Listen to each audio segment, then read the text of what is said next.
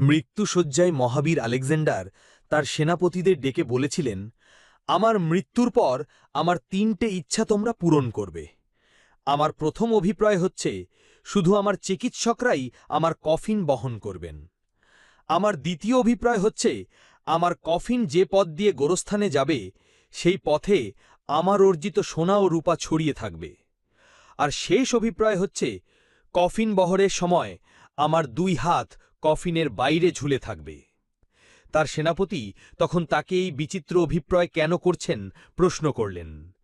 দীর্ঘ শ্বাস গ্রহণ করে আলেকজান্ডার বললেন, আমি দুনিয়ার সামনে ৩টে শিক্ষা রেখে যেতে চাই।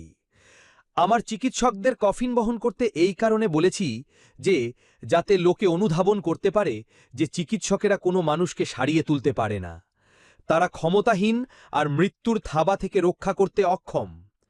গোরস্থানের পথে সোনাদানা ছড়িয়ে রাখতে বলেছি মানুষকে এটা বোঝানোর জন্যে যে সোনাদানার একটা কণাও আমার সঙ্গে যাবে না।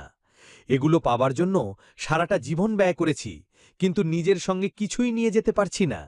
মানুষ বুঝুক এসবের পেছনে ছোটা সময়ের অপচয়। আর কফিনের বাইরে আমার হাত ছড়িয়ে রাখতে বলেছি মানুষকে এটা জানাতে, খালি হাতেই পৃথিবী থেকে চলে যাচ্ছি।